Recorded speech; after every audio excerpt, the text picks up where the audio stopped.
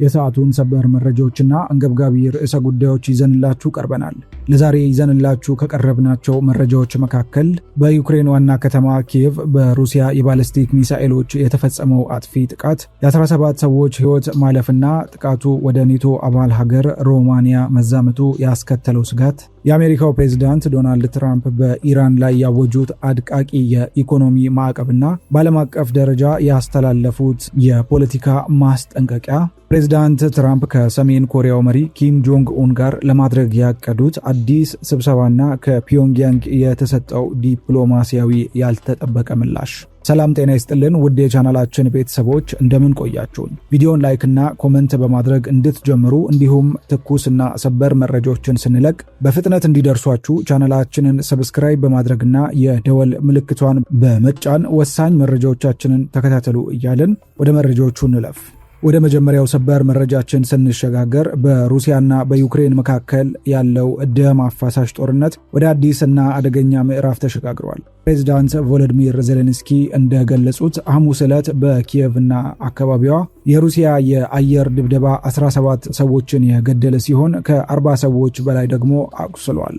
የዩክሬን የአየር ኃይል ሩሲያ በደርዘን የሚቆጠሩ የክሩዝ ሚሳኤሎችን፣ የባላስቲክና ሃይፐርሶኒክ ሚሳኤሎችን እንዲሁም 168 ድሮኖችን በአንድ ሌሊት በፈጸመችው ከባድ ጥቃት መተኮሷን አስታውቀዋል። የአየር ኃይሉ ወደ 90% የሚጠጉ ድሮኖችንና አብዛኞቹን የክሩዝ ሚሳኤሎች ማክሸፉን የገለጸ ቢሆንም ከነዚህ ውስጥ በጣም ገዳይ የሆኑት የባላስቲክ ሚሳኤሎች መክሸፋቸውን ወይም አለመክሸፋቸውን አልገለጸም።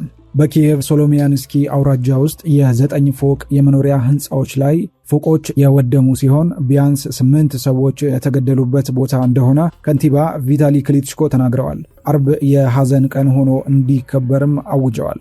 በአጠቃላይ በኪየቭና አካባቢው በደረሰው ጉዳት 30 የመኖሪያ ህንፃዎች፣ ትምህርት ቤት፣ የህፃናት ሆስፒታልና የኪንደርጋርተን ህንፃዎች ጉዳት አስተናግደዋል። በሌላ በኩል የሩሲያ የመከላከያ ሚኒስቴር እንደገለጸው ሞስኮ በኪየቭና አካባቢዋ የአየር ድብደባዎችንና ድሮኖችን በመጠቀም ኢላማዎችን መምታት ችላለች። ከነዚህም ውስጥ የድሮን የሚያመርቱ ተቋማት፣ ወታደራዊ ማከማቻና የሎጂስቲክስ ማዕከላት ይገኙበታል። ሩሲያ በቅርብ ወራት ውስጥ የባሊስቲክ ሚሳኤሎችን እያባባሰች ባለችበት ወቅት ዜሌንስኪ የዩክሬን የፓትሪዮት ኢንተርሴፕተሮች ክምችት እንዲሰጠው አጋሮቹን ተማጽነዋል። ይህም በጦር መሳሪያ ውስጥ የባሊስቲክ ሚሳኤልን ለመምታት የሚያስችል ብቸኛው መሳሪያ ነው።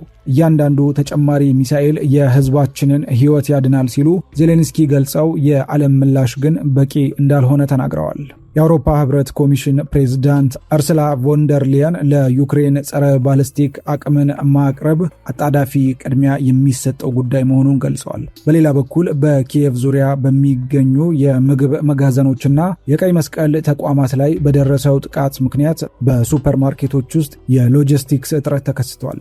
ጥቃቱ በዩክሬን ብቻ አልተወሰነም። የሩሲያ የመከላከያ ሚኒስቴር እንዳስታወቀው አንድ ሰው አልባ ድሮን በዩክሬን ላይ በተፈጸመ ጥቃት ወቅት የኔቶና የአውሮፓ ህብረት አባል ሀገር በሆነችው ሮማኒያ ላይ ወድቋል። ሌላ ሰው አልባ አውሮፕላን ደግሞ በሞልዶቫ ግዛት መውደቁን ፕሬዝዳንት ማያ ሳንዱ አረጋግጠዋል። ይህ ክስተት ጦርነቱ ወደ ኔቶ ግዛት እንዳይዛመት ትልቅ ስጋት ፈጥሯል።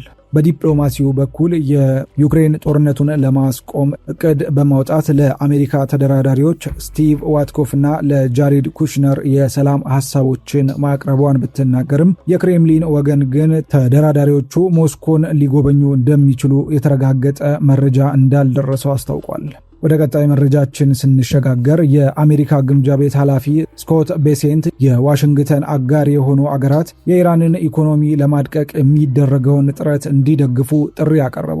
ቤሴንት ይህንን አገዛዝ እናፈርሰዋለን፣ አጋሮቻችንና ቀሪው ዓለም ውሳኔ የሚሰጡበት ጊዜ አሁን ነው፣ ከኛ ጋር አሊያም ከኛ ተቃራኒ ናችሁ ሲሉ ለሲኤንቢሲ ተናግረዋል። የግምጃ ቤት ኃላፊው ይህንን ያሉት የአገሪቱ ፕሬዝዳንት ዶናልድ ትራምፕ ለኢራን የትኛውንም የህይወት ድጋፍ የሚያቀርቡ አገራት ላይ እጅግ ከፍተኛ ኢኮኖሚያዊ መዘዝ የሚያስከትል እርምጃ እንደሚወሰድ ከተናገሩ በኋላ ነው። ቤሴንት የትራምፕ አስተዳደር በኢራን ኢኮኖሚ ላይ ሊተገብር ያቀደው የጫና ዘመቻ በከፍተኛ ደረጃ በድጋሚ ግጭት የማስጀመር አስፈላጊነትን እንደሚቀንሰው ተናግረዋል። አሜሪካና እስራኤል በየካቲት ወር ኢራን ላይ ጥቃት የከፈቱት ይህ አይነቱ እርምጃ ቴህራን የኒውክሌር መሳሪያ እንዳትሰራ እንደሚያደርጋት በመግለጽ ነበር። ኢራን ግን የኒውክሌር መሳሪያ የማልማት እቅድ እንደሌላት በተደጋጋሚ አስታውቃለች። ኢራን በእስራኤል በመካከለኛው ምስራቅ በሚገኙ የአሜሪካ ጦር ሰፈሮች እንዲሁም የአሜሪካ አጋር በሆኑ የባህረ ሰላጤው አገራት ላይ ጥቃት በመክፈት ምላሽ ሰጥታለች። ከዓለም ነዳጅና ፈሳሽ የተፈጥሮ ጋዝ ክምችት 20 በመቶ የሚተላለፍበትን የሆርሙዝ ወሽመጥን መዝጋቷም በዓለም ገበያ ላይ መናጋትን አስከትሏል።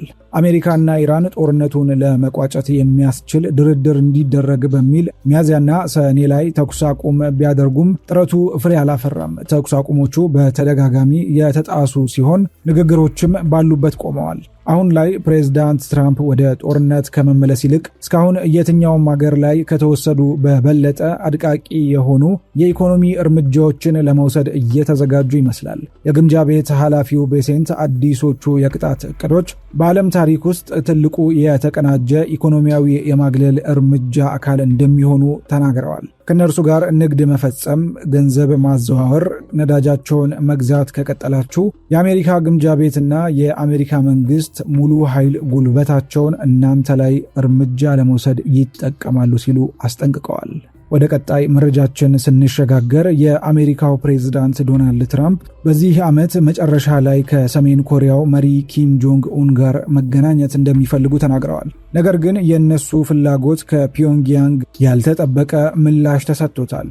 ይህም ሁለቱ መሪዎች ጥሩ ግንኙነት ቢኖራቸውም እንዲህ አይነት ስብሰባ ለማድረግ አስቸጋሪ ሁኔታዎች እንዳሉ ይጠቁማል። ትራምፕ ከሰሜን ኮሪያ ጋር እንደገና ለመደራደርና በዓለም አቀፍ መድረክ ድልን ለማስመዝገብ ጓግተዋል ሲሉ የአሜሪካና የደቡብ ኮሪያ ባለስልጣናት ገልጸዋል።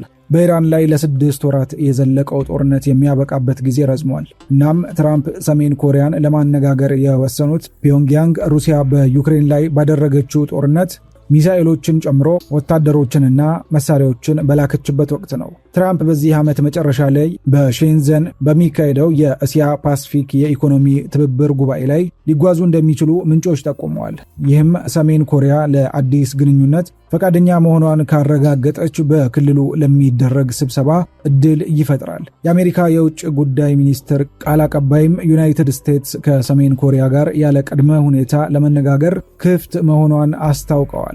ሰሜን ኮሪያ የሰጠችው ምላሽ የኪምና የትራምፕን እጅግ በጣም ጥሩ የግል ግንኙነታቸውን ከአሜሪካ ጋር ካለው ግንኙነት የተለየ አድርገው እንደሚመለከቱ ገልጸዋል። የኪም ተደማጭነት ያላት እህት ኪም ዩ ጆንግ የአሜሪካ የወታደራዊ ልምምድ ቅነሳን የግል ፍቃድ እርምጃ አድርገው እንደሚቀበሉ ተናግረዋል። በተጨማሪም ሐሙስ ዕለት ሰሜን ኮሪያ በምስራቅ ጠረፏ 10 የሚያህሉ የባለስቲክ ሚሳኤሎችን አስወንጭፋለች። በዋሽንግተን የስቲምሰን ማዕከል ከፍተኛ ባልደረባ ጄኒታውን እንዳሉት የሰሜን ኮሪያ ስብሰባን አሳማኝ የሚያደርጉትን ሁኔታዎች ግልጽ አድርጋለች። እነዚህም አሜሪካ የኒውክሌር ሁኔታዋን መቀበል ወይም ከኒውክሌር ነፃ ማድረግ ከእንግዲህ የዋሽንግተን ግብ አለመሆኑን ማወጅን ያካትታል። ትራምፕ በ2018 እና በ2019 ከኪም ጋር ስብሰባዎችን አካሂደው የነበረ ቢሆንም አሁን ሰሜን ኮሪያ ከቻይናና ሩሲያ ጋር ወታደራዊና ኢኮኖሚያዊ ግንኙነቷን አጠናክራለች። ውድ ተመልካቾቻችን የዛሬው ሰፊና ዝርዝር መረጃዎቻችን ይህንን ይመስሉ ነበር። የዩክሬንና ሩሲያ ጦርነት፣ በአሜሪካና ኢራን የኢኮኖሚ ውጥረት እንዲሁም በትራምፕና ሰሜን ኮሪያ ዲፕሎማሲያዊ እንቅስቃሴዎች ላይ ትኩረት አድርገናል። እናንተስ ምን ታስባላችሁ? የእናንተን ጠቃሚ ሐሳብ በኮመንት መስጫው ላይ አጋሩን። ቪዲዮን ከወደዳችሁት ላይክ ማድረጋችሁን፣ ለሌሎች እንዲደርስ ደግሞ ሼር ማድረጋችሁን፣ እንዲሁም አዳዲስና ፈጣን መረጃዎች እንዲደርሷችሁ ቻናላችንን ሰብስክራይብ ማድረጋችሁን እንዳትረሱ። በቀጣይ ቪዲዮ እስከምንገናኝ ድረስ ቸር ሰንብቱን።